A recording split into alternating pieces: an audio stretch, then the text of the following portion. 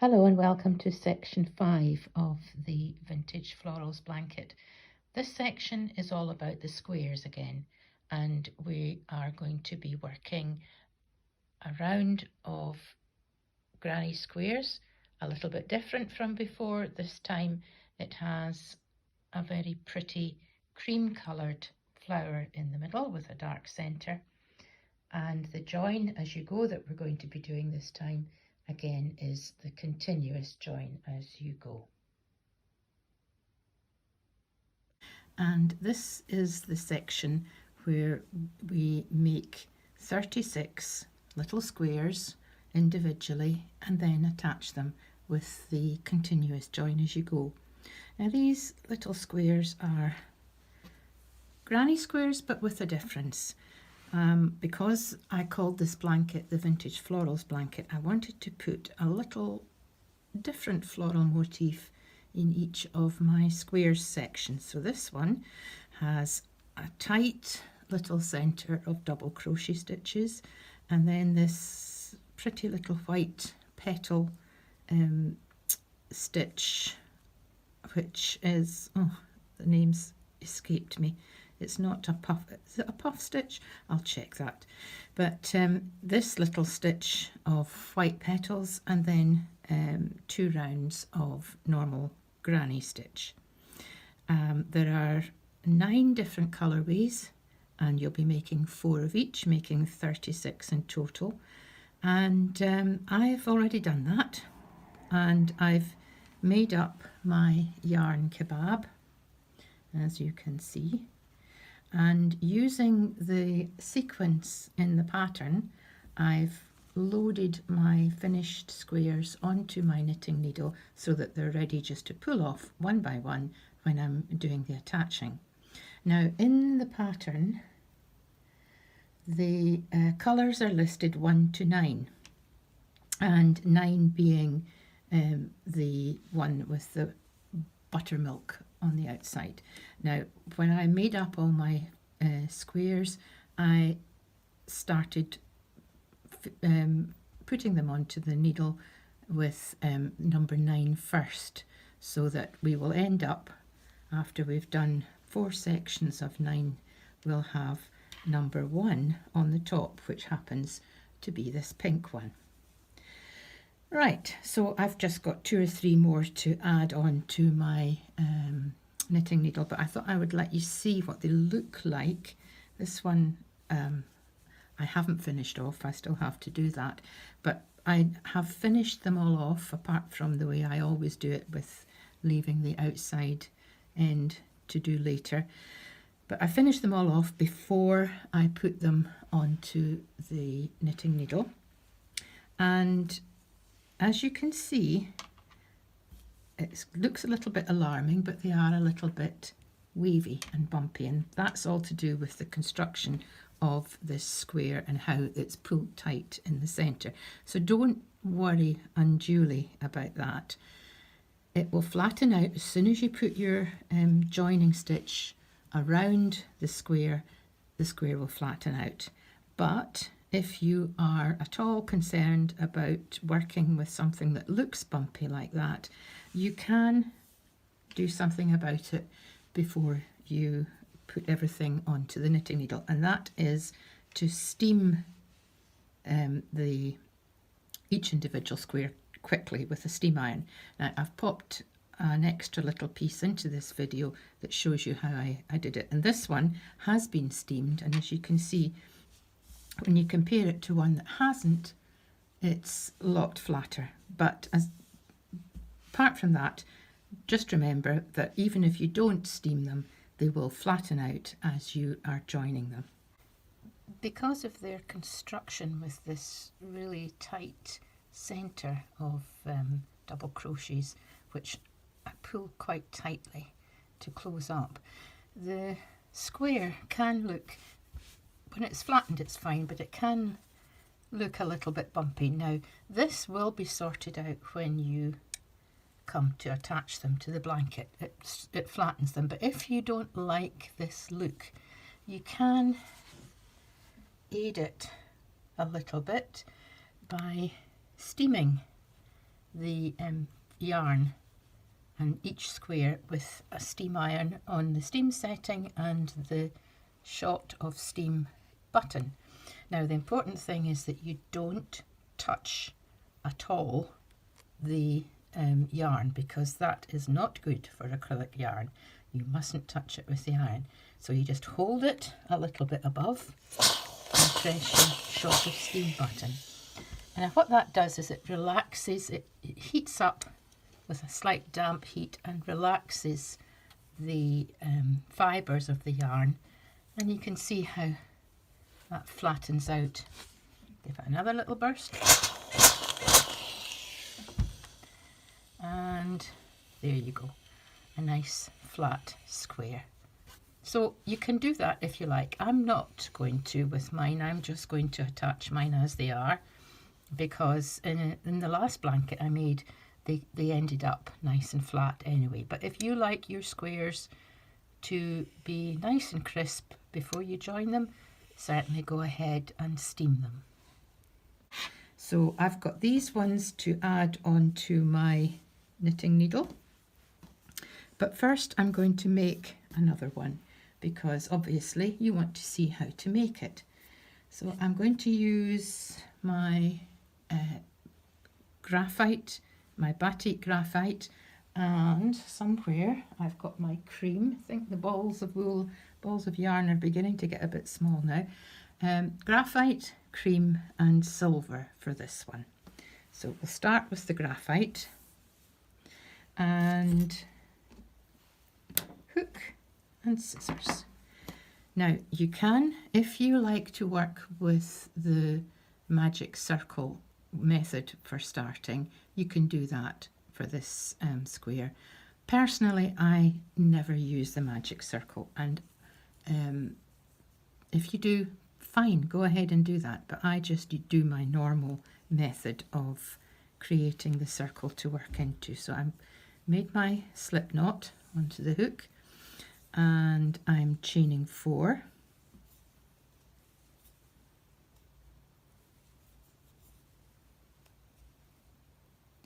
And then I'm going to make my circle by slip stitching into the very first chain, and that turns the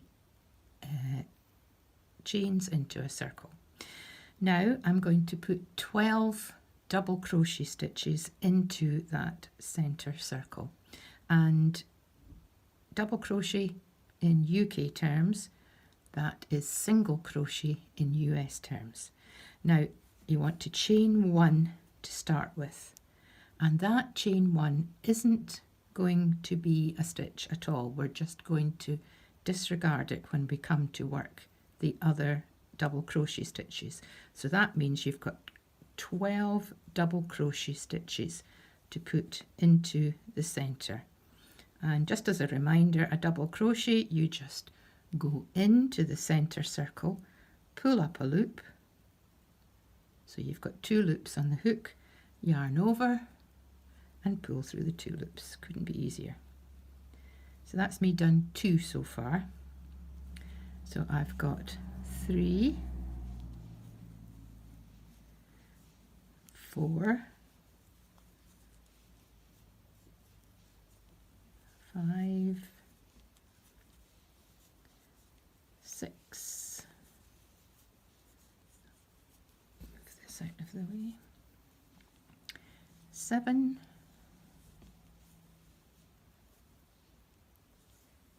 8, 9, 10, 11, and 12. Now that very first end I've been carrying underneath these stitches as I've made them, but I don't trust that to be the only way of securing that end. So although I've carried them, I am going to work that in at the end.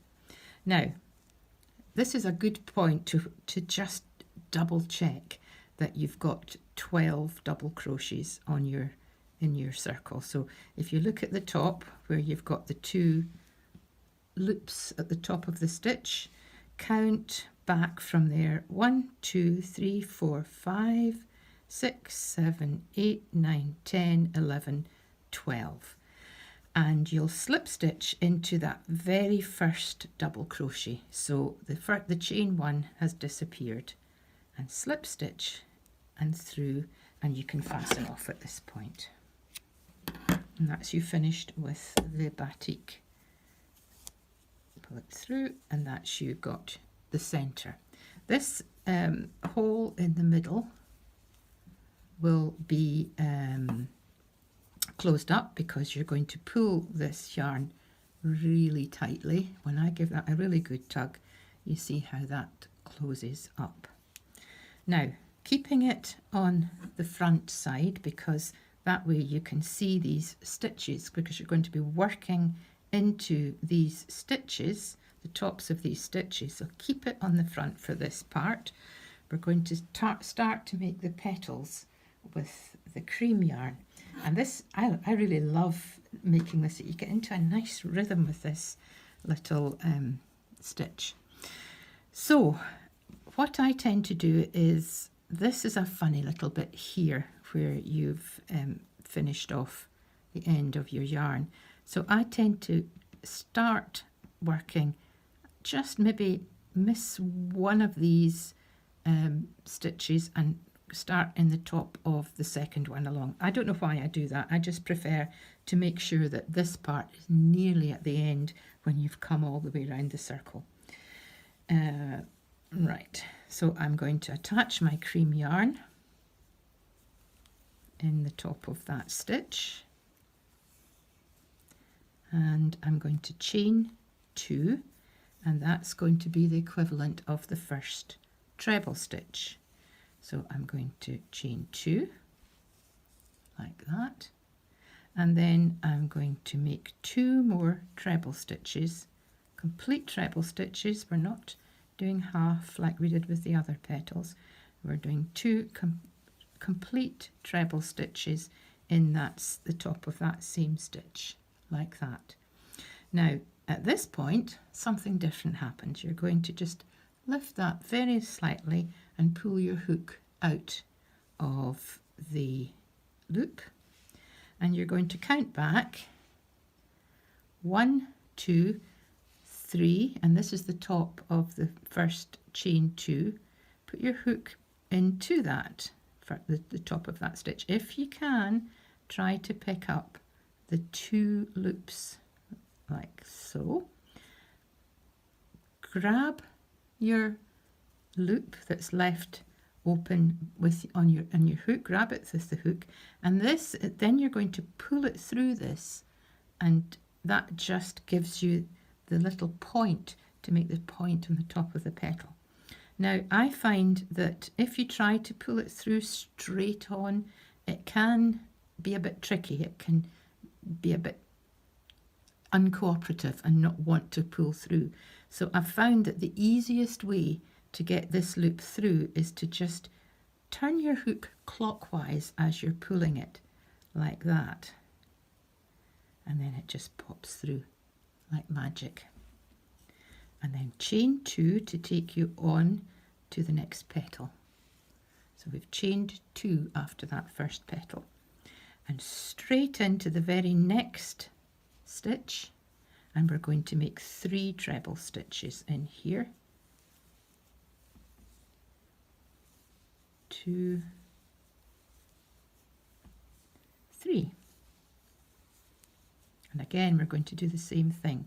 I'm going to lift that up, pull it out, count back 1, 2, 3, and that's the very first treble. It'll be much easier to put your hook in for the treble stitch rather than the chain 2. Put your hook back into that loop, give it a little clockwise turn and pull it through. Chain 2. I'll do one more and then I'll go all the way around and come back when I've got to the end of the circle. So that's 1, 2, 3 trebles in the next stitch, take your hook out, go into the very first treble, put the loop back on the hook, give it a little twist up clockwise, and there you go. Chain 2, and you're ready to start the next one. So I'm going to work around until I get to just about this point here, and I'll come back. Now I have come more than 3/4 of the way around my circle, and the important thing is that you have 12 petals all the way around when you've completed your circle, and I think it's always a good idea just to keep checking as you go along. So I'm going to count this one. That's 1, 2, 3, 4, 5, 6, 7, 8, 9 petals I've done, and I've got 3 more to put in here. Now it's quite clear. You go into this one, this funny one where I've finished off the graphite, and the last one, and I'll just do that and finish it off. So into this one with 1, 2, 3 trebles.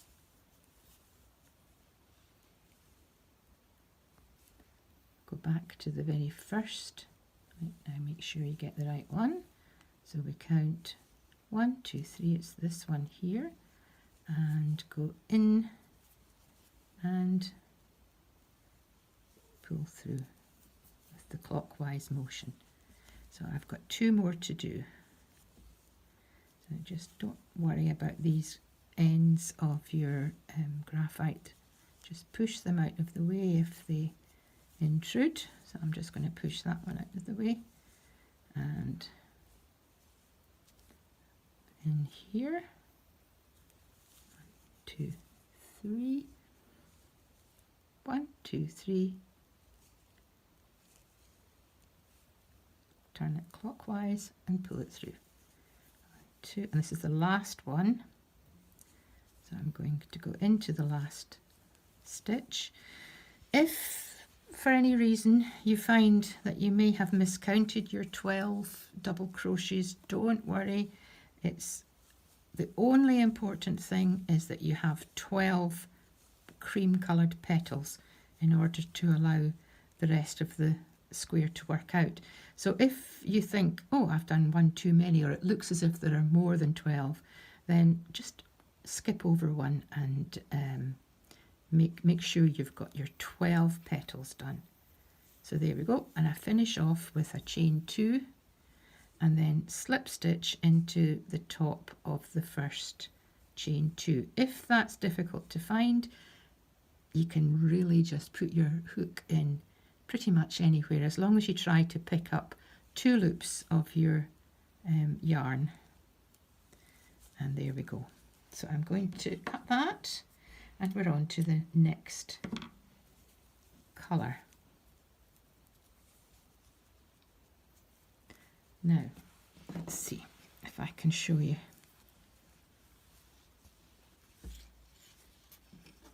With this one.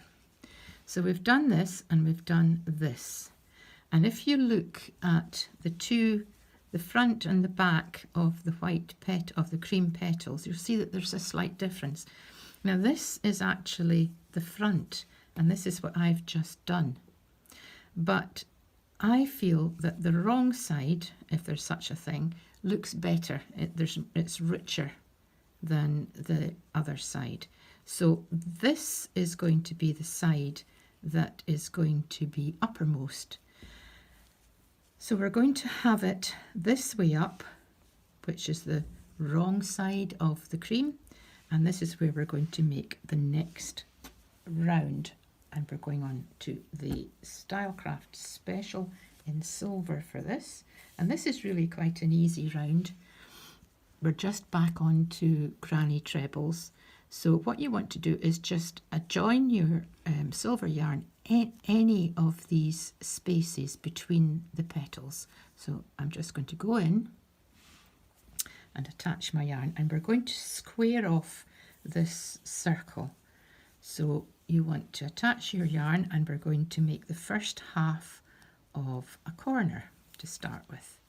So we need to chain 2, and that is the equivalent of the first treble, and then 2 more trebles in that same space, like that. Then we've got 2 spaces to fill, and then the third space along will be the one where we do the next corner. And what we want to do is to flatten this into a square. So I'm going to change my stitch down to a half treble for these next 2 spaces. So again, that's yarn over, put your hook into the next space, yarn over, pull through, yarn over and pull through all 3 loops, and that's 1, 2, 3, and then do that again in the next space. 1, just make sure, I'm going to pull that back because I want to show you something. If you open that up, you can see this one's okay, but actually these are okay. But sometimes you get this little space opening up here, but you're not going into that one, you're going into the actual full space between the petals. So next one, so we've got 3 more half trebles to put in, 2, 3, and as I said, after you've done 2 of those spaces, the next space along is the next corner, so we're back up to trebles, and we're going to do 1, 2, 3, chain 2 because we're making a corner, and 3 more in that same corner.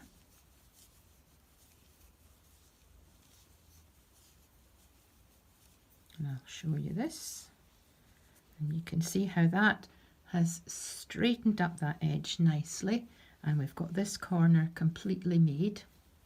So it's 2 groups of 3 half trebles now for the next side, and another one,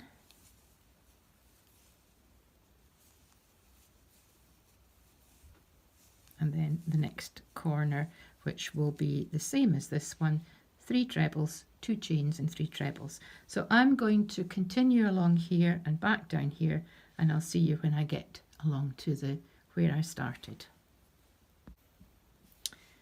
So that's me gone all the way round, and all you need to do now is to complete that very first corner where you made half of it to start. So you've got 3 half trebles to put into that last corner,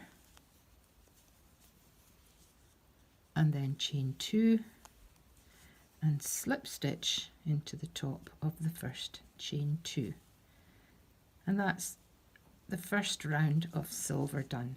Now we're not changing colour, we're going to put in another round of silver, so you don't want to finish this yarn off.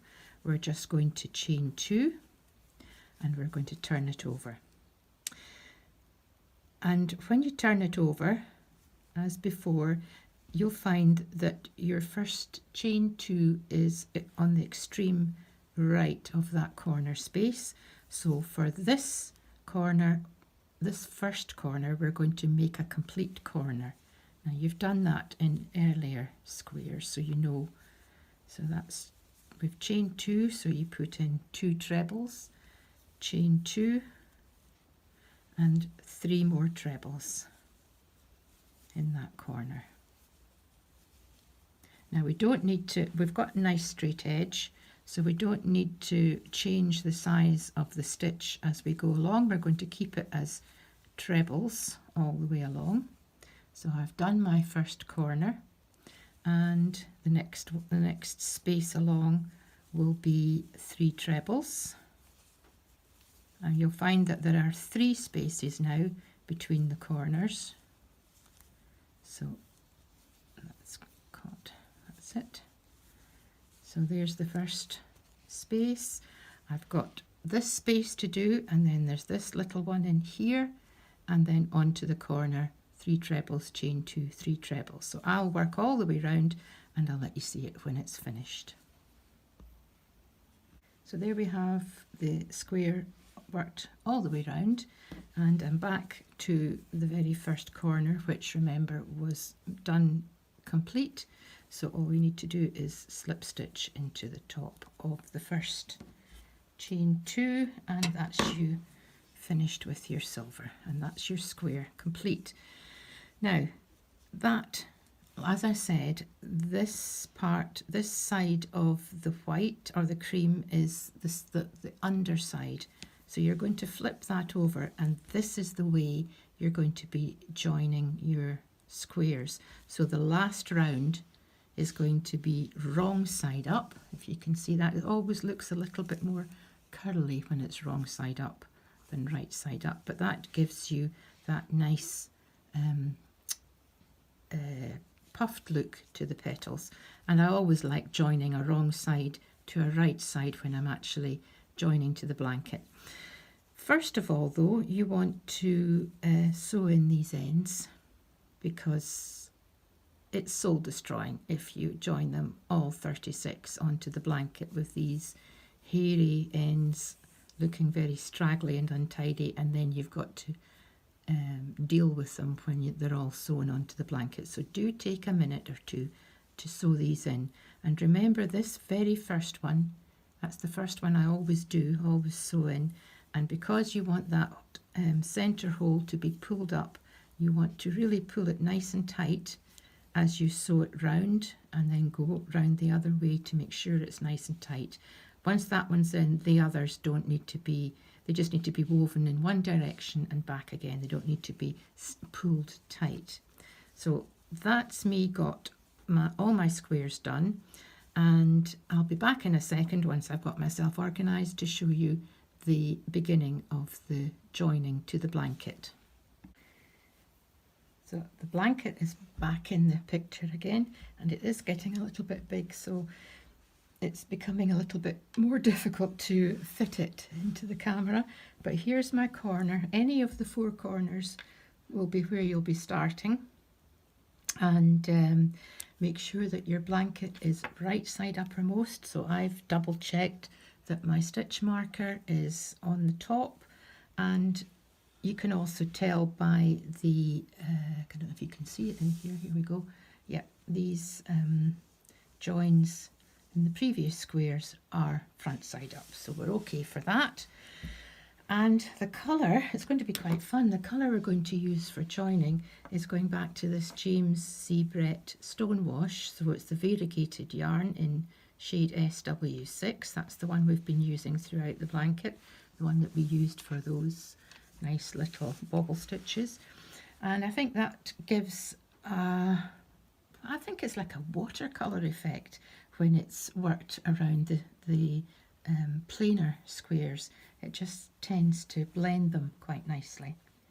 So this is really a repeat of what you did in this round, where you did the continuous joiners that you go with the mushroom.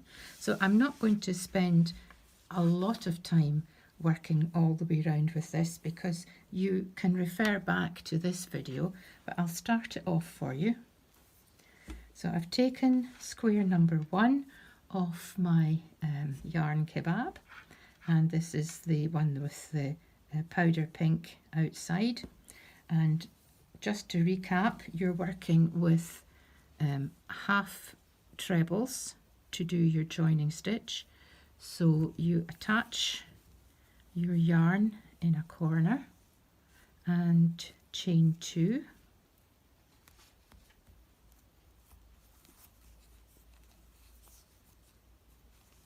this out the way, chain 2, 1, 2, and then 2 more half trebles in that corner.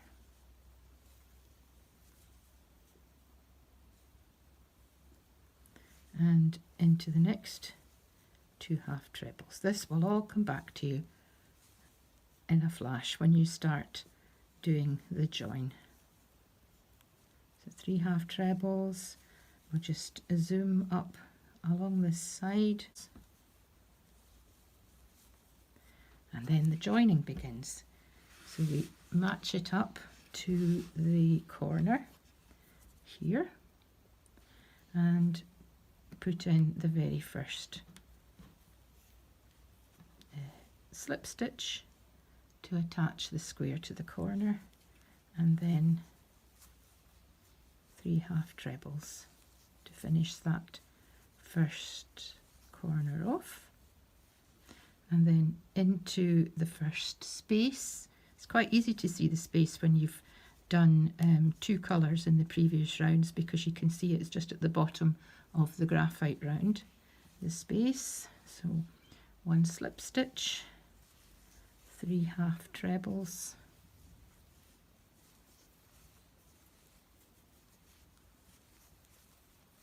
and another slip stitch, and so on, like that. Now I am not going to repeat myself. I did it all in the previous section of squares. Just to quickly remind you that when you come to this corner, you slip stitch in as normal, come down to the bottom, and then your next square will be ready to join. So you don't go back along and finish off at this point. This is continuous join as you go. So you'll come up, along and down, and then up, along and down. So you're making 3 sides of each square all the way round, and then once you get back to where you started, you finish off the outside edge of the squares all the way round the blanket. And there's that little tricky bit where you do the slip stitch to get you from one corner to another. But again, it's all in the previous video, so I'm sure you'll be able to follow that. Hey, I just can't keep away from you guys. I've just done the first 1, 2, 3, 4 squares, attaching them to the blanket. And I wanted to say, look how flat the joining has made these squares, so there's no problem with them. But the other thing I wanted to say was just to remind you, to save you going back to the previous video, that when you come up, you know, joining the next square, and you come up to this corner, you've already got a slip stitch for this square in the blanket, and my recommendation is to slip stitch into the corner of this square as well as the blanket when you come to join the second corner, and that just keeps everything nice and secure and tight. If you're wondering why this film looks a little bit different from the others, it's because my phone, which I normally film on, has just died on me. It needs to be charged up, so I'm using my iPad and holding it in my hand as I'm filming, so it does look a bit different. Right, so I'm going to leave you now. I'm going to work all the way round, and I might pop back again if I think of something else to mention, but I will come back when I'm ready to start the bottom edge. See you then. Well, I got carried away with myself, didn't I? And instead of stopping and coming back to get you started off on the outside edge, I was sitting working away last night, watching something on TV, and before I knew it, I had gone right the way round and finished the whole thing off. But it's exactly the same as the previous section of squares, so you can go back to round section, where are we? 3, I think it is, where we did the mushroom join going round these squares, and you can go back to the video and follow that for the outside edge. The one thing you want to remember to do, of course, is to treat this join with treble 3, chain 1, slip stitch into the space between the join, slip stitch, chain 1 again. So it's chain, you make your 3 trebles, chain 1, slip stitch, chain 1, and then 3 trebles in the next corner, and that's what takes you over that join quite neatly. So you work all the way around back to where you started. Again, it's still the half trebles, treble 3, chain 2, treble 3 in the corners, and fasten off at the point where you started. So that is section 5 complete, and I'll be back to show you what happens in section 6. Bye for now.